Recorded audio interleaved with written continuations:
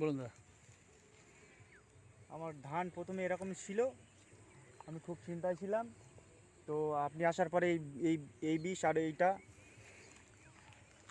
এই দুটো মারার পরে আমার ধান এখন আপাতত লাইনে এসছে। ওই দিক আপনার গাছটা কি আগে এরকমই ছিল? আমার গাছ প্রথমে এরমই ছিল। মানে রোয়া হয়েছিল কদিন?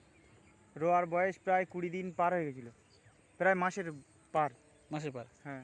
তারপরে কি সমস্যা পড়েছিলেন একটু বলুন। সমস্যা, দুবার কন্ট্যাক্ট প্লাস আর গোড়া পড়ছিল, দুবার কন্ট্যাক্ট প্লাস স্যাপ মারার পরে ছাড়িনি, তারপরে এইটা মারার পরে কাজটা ভালো হয়েছে।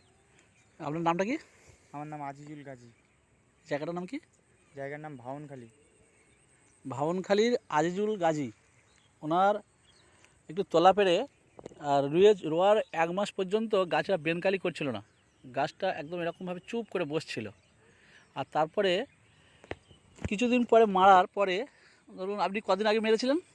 এটা আমি মেরেছি এই সপ্তাহ, 1 সপ্তাহ হয়েছে, তাই তো? সপ্তাহ হয়েছে। কী কী মেরেছিলেন ওটা দেখি।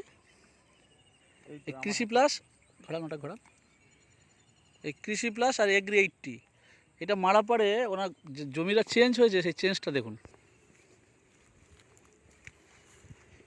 এটা ওনার এই দাগটা পাশের দাগ, এই দাগটা এমনিতেই ভালো ছিল, এই দাগটা নয়, এর ঠিক পরের দাগ।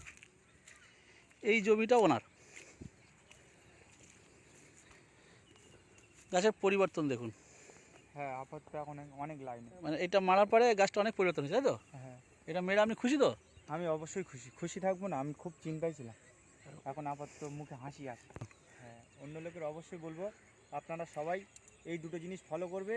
বিশেষ করে যখন গাছ শিকড় দেবে না, বিয়ন দেবে না, তখন এই দুটো জিনিস ইউরিয়া সারের সাথে পাঞ্চ করে দুটোকে মারবে, অবশ্যই আপনার গাছ ঠিক হয়ে যাওয়ার সম্ভাবনা বেশি।